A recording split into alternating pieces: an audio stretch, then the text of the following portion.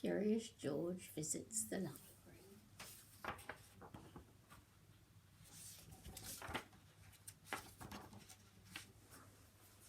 This is George. He was a good little monkey and always very curious. Today, George and his friend, the man with the yellow hat, were at the library. George had never been to the library before. He'd never seen so many books before either. Everywhere he looked, people were reading. Some people read quietly to themselves, but in the children's room, the librarian was reading out loud.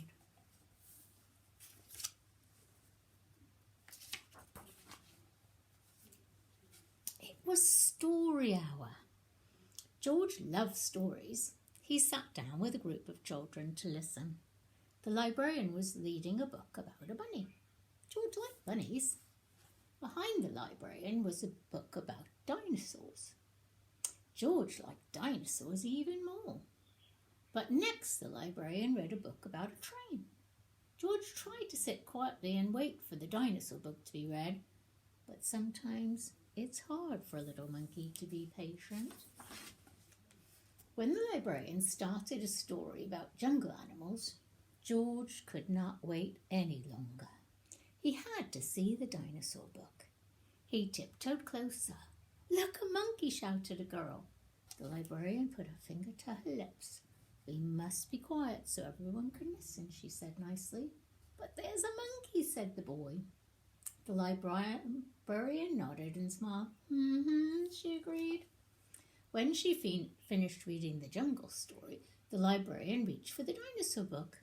Where did it go? And where was George?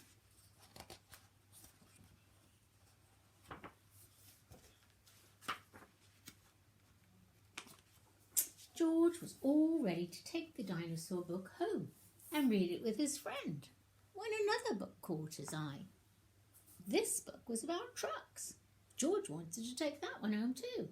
Oh, and here was a book about elephants. George loved elephants. He added that one to his pile. George found so many good books. He soon had more than he could carry. He leaned himself against a shelf to rest. "Squeak!" went the shelf. "Shh!" said a man. "Squeak!" went the shelf again. And it moved. Why, it wasn't really a shelf after all. George had found a special cart for carrying books. What luck! Now George could carry all the books he wanted. He rolled the cart between the shelves and stacked up books about boats and kites and baking cakes. He climbed higher to reach books about cranes and planes.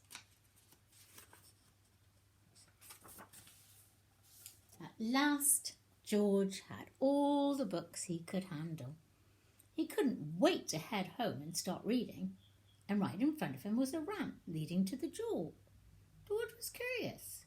Could he roll the cart all the way home? Down the ramp went George.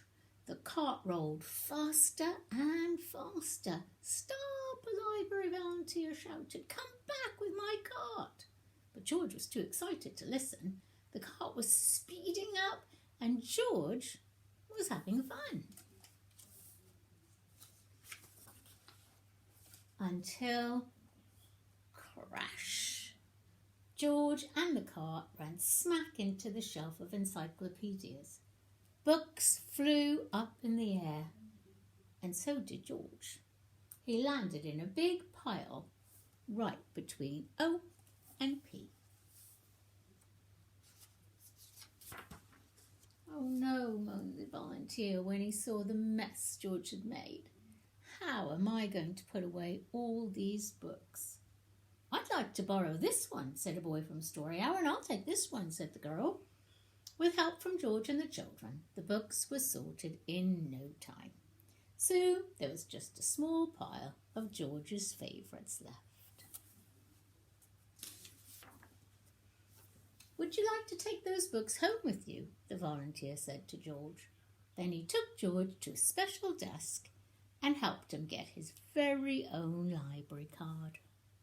George was holding his brand new library card when his friend arrived with a stack of books of his own. "There you are, George," he said. "I see you're all ready to check out." George and his friend gave their books to the librarian. She smiled when she saw George's pile. "I was wondering where this dinosaur book went," she said. "It's one of my favourites too." The librarian stamped the books and handed them to George. With his books under one arm, George waved goodbye to the librarian and the volunteer and the children from Story Hour. "Come see us again, George," the librarian said, waving back. "Enjoy your books."